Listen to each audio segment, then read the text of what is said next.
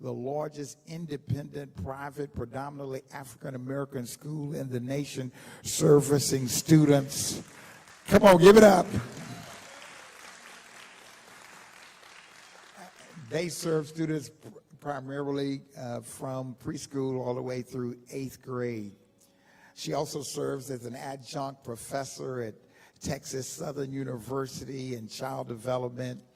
Our speaker, our guest, has received numerous awards for her work in improving the lives of children.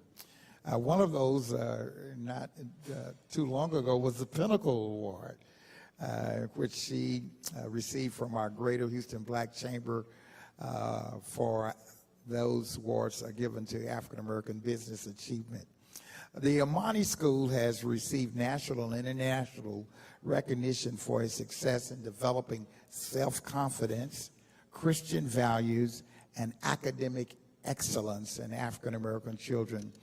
And its students have won numerous national and international awards in math, science, and speech.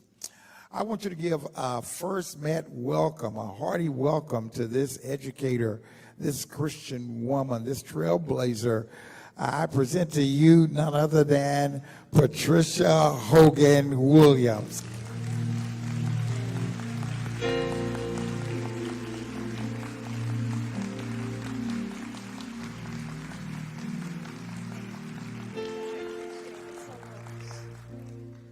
Good morning, First. How are you? Good, good, good. I'm Pat Hogan Williams. I'm from Brenham, Texas. So if I get country on you, you just know where she is. I want to thank Pastor Ogletee and Mrs. Ogletee and the people of God for having me here this morning. I consider it an honor, and I'm so grateful to be here. I'm going to start with a poem that I love so much. Being the mother of a black child, it ain't no easy thing. You've got to call on Jesus and listen to the angels sing. They said you were what? Child, that word is out of style. Next time they call your name, you just raise your head and smile. Tell them you're proud of the color of your skin. It's not the outside wrapping, it's the character within. Being the mother of a black child, it ain't no easy thing. You've got to call on Jesus and listen to the angels sing. You know, times right now, we can say they're the best of times and they're the worst of times. By 12th grade, the typical African-American child is 4 years behind his Asian and white peer. That means that our children are graduating from 12th grade with a junior high education. In fact, this educational achievement gap is being called the central civil rights crisis of this generation.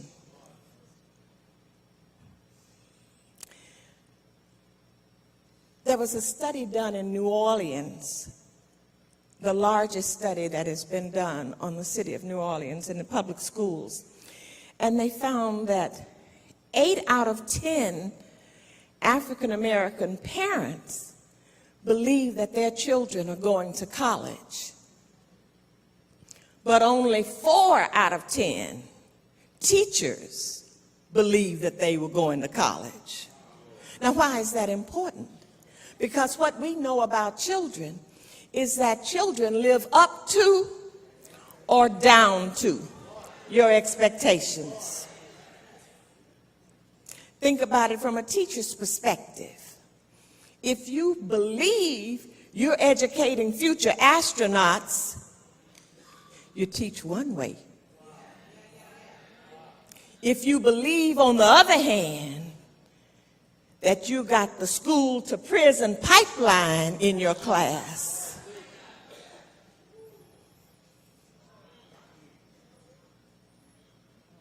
you teach another. African American boys make up 8% of the population in our schools, but they make up 15% of the children in special ed. Am I right? We need some heroes today. But when I'm talking about heroes, I'm not talking about somebody needs to put on some red tights and a cape. No, we need some real, hometown, show enough, everyday heroes who can help us see, parents, that if our children remain second-class students, they're also going to be second-class citizens. We need some heroes today. Man, we need some heroes who will instruct us and inspire us.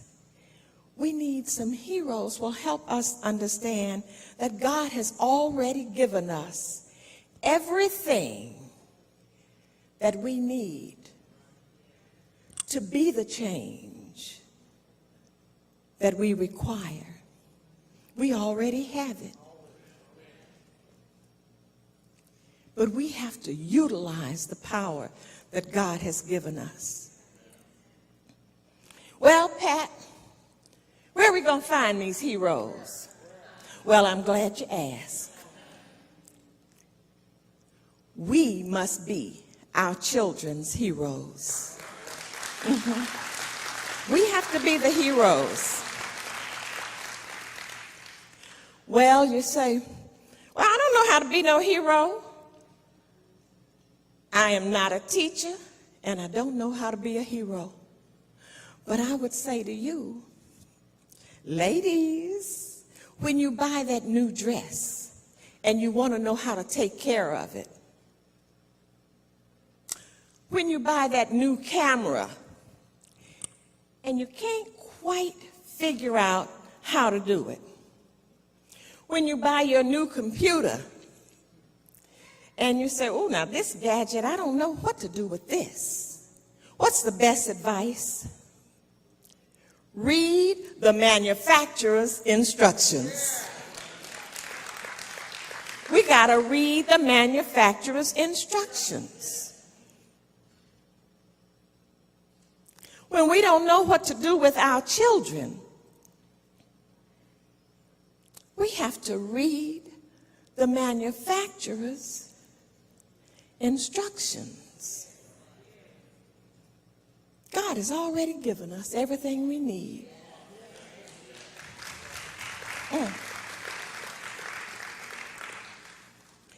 Proverbs 22:6 says, train up a child in the way he should go, and when he's old, he will not depart from it.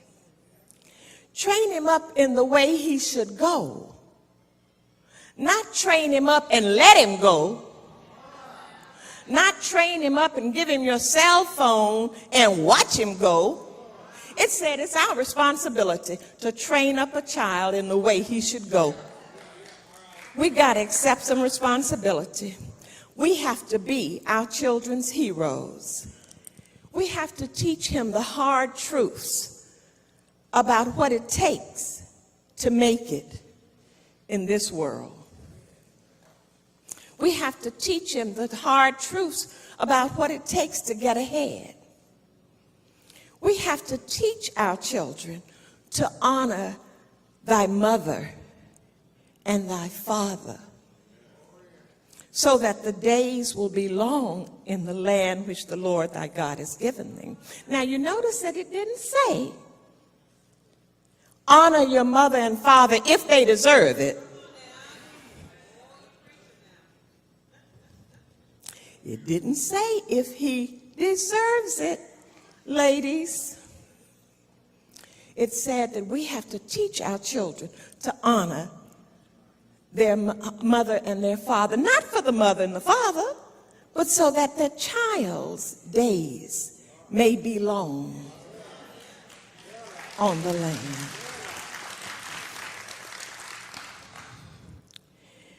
We have to train up a child. Grandparents, teachers, pastors, businessmen, entrepreneurs, we all have a stake in this game. We all have to make it plain. We all have to say it loud. That if you want to get ahead, you've got to stay in school. If you want to have a better life, you've got to spend more money on education than you do on tennis shoes. We need some heroes around here. We've got to teach our children that some things are non-negotiable. That misbehavior in school, that's a family affair. Now, I know somebody in here can remember their mother saying, don't let me have to come up to that school. I know I'm not the only one. I had a first grader. Now, you know, Imani is a private Christian school. Had him, this is last week. We called the father. He came up to handle it. He had his belt hanging around his neck. The child, the first grader looked up at him and said, now what you gonna do with that? I said, let me go sit down somewhere because this is gonna be a rough year. We need some heroes. Schools can't do their jobs unless we as parents, unless we as the parents require that our children get to school on time, attend their classes, not come in the front door and go out the back, do their homework, pay attention in class, and show some respect. You know, we need to get embarrassed again by our children. It's a family affair. I can just hear that voice in there. Now, I know you know how to do one thing. You can go up in there and shut up and sit up and shut up your mouth. You can do that. In one study, they're doing all these studies on brain development, and in one study, they asked African American parents, what's the most important factor in determining academic achievement? Now, parents, if there's one thing we take away from this, this is it. Check this out. What's the one factor, the one most important thing in determining academic achievement? African American parents said intelligence. They asked the same question to Asian parents. They responded to the same question. What's the single most important factor in determining academic achievement. Asian parents said one of two phrases or words: effort or hard work. Parents, think about what that means. If intelligence is the most important factor, either you have it or you don't. If you have it, you don't need to work hard. Check it out. If you don't have it, it don't do you no good to work hard.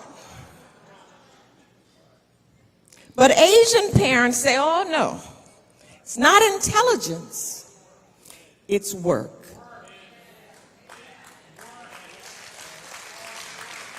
Now we are a people, we have never as a people been afraid of work.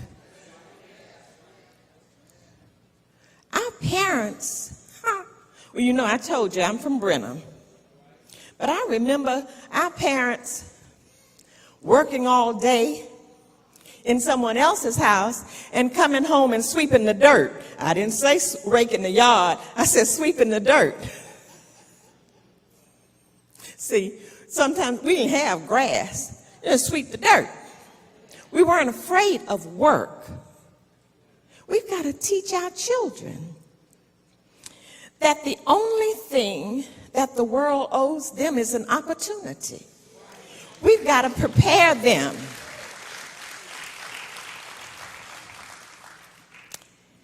Too often we fall into this. Mrs. Ogletee knows this. Education goes through cycles. And right now it's that children learn through fun. But and so we think that learning always has to be fun. But I want you to think about it. Very few things are fun until you get good at it. And once you're good at it, in order to be good at it, you got to do what? Work. You got to practice. Michael Jordan didn't just become Michael Jordan throwing the ball in the basket one time. He worked at it. When everybody else was gone on inside, he was out there practicing. We got to teach our children. How do you spell success? W-O-R-K.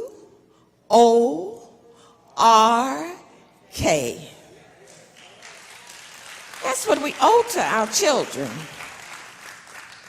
We've got to teach our children that if you expect to be successful, they've got to spend more time on schoolwork than they do on Fortnite. Some of y'all know about Fortnite.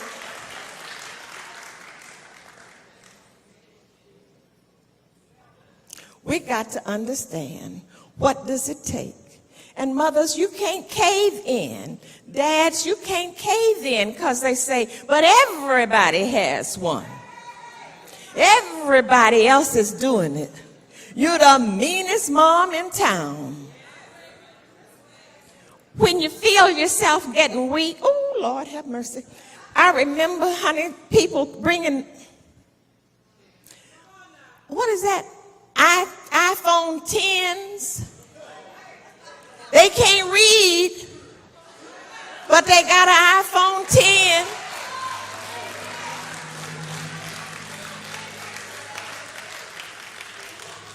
When you feel yourself caving in to the pressure, just remember, I don't care what Tanisha's mom is doing.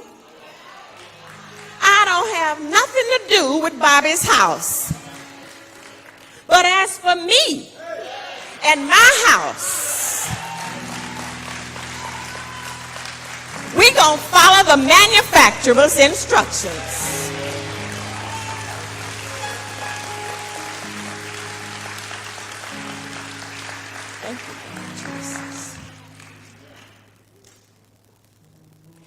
And then we need some teachers who are heroes. We need some teacher heroes. We need some teacher heroes who say, you've got a right to fail, but not in my class. Oh yeah, you're going to do your work in my class. We need some teacher heroes who set the standard high.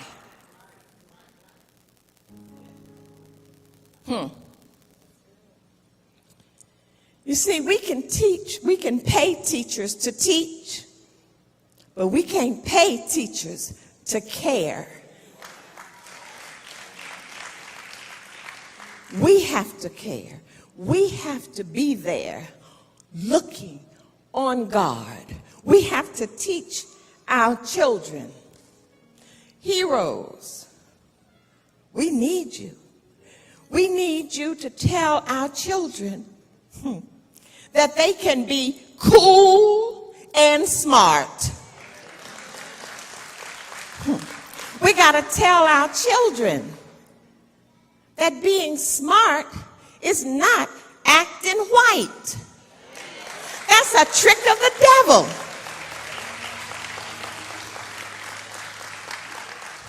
We have to be willing to stand up and tell our children that they must speak standard English.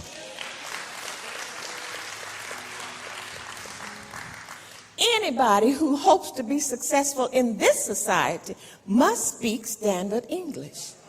Everybody all over the world knows that English is the language of money. So see, our children know how to talk trash. We got to make sure they also know how to speak cash.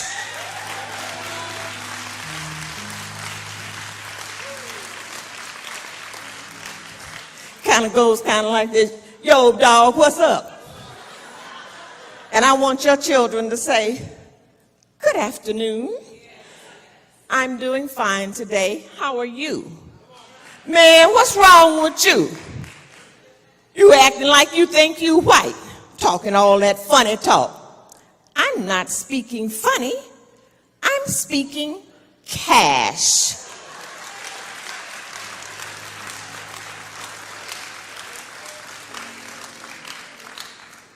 Train up a child in the way he should go.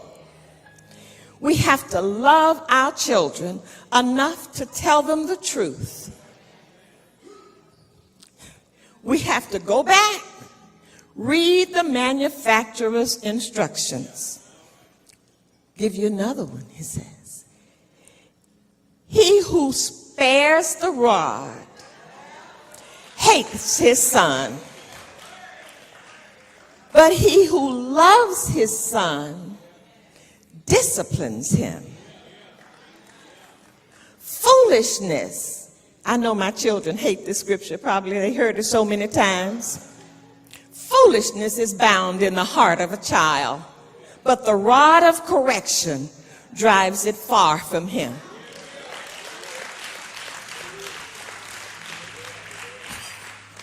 I just think about, I have 3 boys. They're all grown, of course, but I used to say foolishness bound in the heart of a child.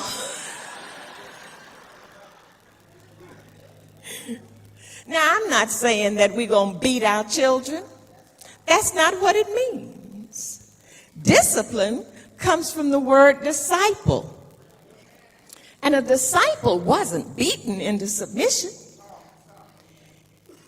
Disciple or discipline means to teach, to guide. And I want you to think about it. The other part of the scripture says, thy rod and thy staff, they what? Comfort me. They keep me from wandering off track. They keep me from wandering off the path and into danger. See, you think about what a shepherd did with the rod and the staff. He didn't take it and just beat it every time. He took it and he pushed it gently. Okay, stay over here. It's a wolf over there. Stay over this way. There's a cliff. Don't fall off the cliff. Let's go this way. So we're not talking about you have to abuse your child. That's not what we're talking about. You have to teach him. We have to teach our children what is the right path. And then we, as the people of God, heroes, we have to declare war on mediocrity. Good enough nowadays is not good enough. I ask my children when they come in there with a C, okay, baby, now let me ask you this. If you're getting ready to call a plumber, and all you need is for him to unstop your sinks, one plumber is okay. And the other plumber, you've heard that plumber is out of sight. That plumber's good, man. That plumber's excellent. Which plumber are you going to choose? Oh, and they just happy. I'm going to choose the excellent one. Well, don't you think everybody else wants the excellent one too? Average, being good, is not good enough.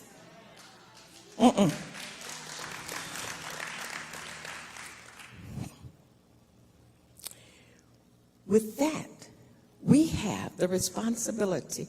You cannot just drop your children and leave. Because our children are in the same schools doesn't mean they're getting the same education. We need to go, don't be afraid. I tell my parents, I work for you. I'm real upfront. I understand my role. If you're in a public school or if you're in a private school, it's the same thing. Don't be afraid. We have to demand that our administrators choose and use methods that have been proven to be effective. You know, we as educators like to go off on a tangent. This is in this year. Open education is in. Then next year it's whole language.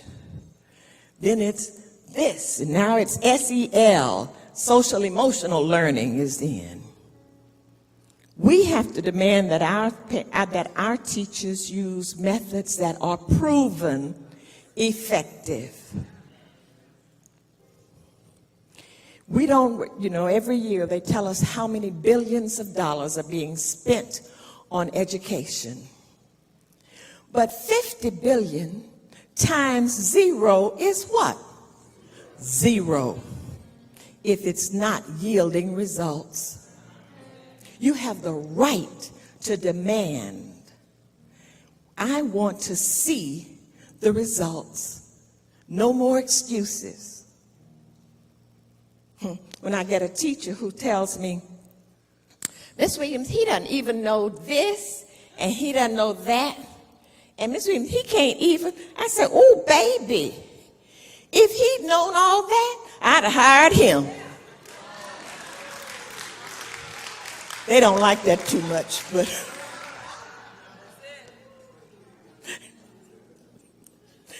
that does not go well over well with my teachers. But I have to remind them it's not a well baby clinic. You call yourself a teacher, prove it. Teach. And to teach implies that somebody learned. If they didn't learn, it ain't been taught. If it ain't been caught, it ain't been taught. We got to hold our teachers accountable. And then this I have to say to my young parents. Parents, take those cell phones away from your children. I understand as a grandparent, we sure need a break sometime. But that is no replacement for a good book. And we have to know that research has shown, parents, now this is serious business to me because we got our children in the palm of our hand, and God has entrusted them to us. There is a connection. They have not figured out the exact reason, but there is a connection between cell phones, iPad, screen time, any screen time, television, so forth, and ADHD among children. We can't afford to do anything that hinders our children's future. We don't want to thinking we're buying them the best cell phone, the best iPad. Look, he can do his ABCs on the cell. No. There's something that works in the brain that contributes to ADHD, hyperactivity. That makes it more difficult for our children to learn. Heroes, we have to commit ourselves, each one of us, a party of one, to persistent effort every day, every month, every year, to taking back responsibility for our children. One day at a time, one child at a time. Our children need some heroes. Sometimes I lie in bed at night and I ask God, am I doing this thing right? Have I given them direction? Do they know which way to go? Have I overdone it just a bit? But do they really know that they can't do just half a job and barely pass the test? They have to go beyond the call and be the very best. Lord knows I've been schooled 1,000 times or more. Every time that teacher opens the door, I'm standing in the door. But someone's got to tell folks how smart black children really are and expect them not to fail, but to reach upon a star. Being the mother of a black child, it ain't no easy thing. You've got to call on Jesus and listen to the angels sing. Our children need some heroes. For who? This is what I want us all, everyone individually, to ask ourselves. For who, if not you, will cherish our children? Who, if not you, will teach them? Who, if not you, will assure them of their birthright? Who, if not you, who? Thank you so much for having me this morning.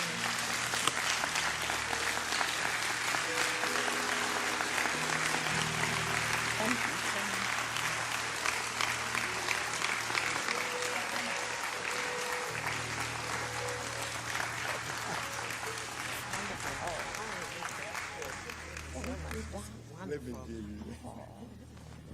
Let's thank God for Pat Hogan Williams. Wasn't that a blessing?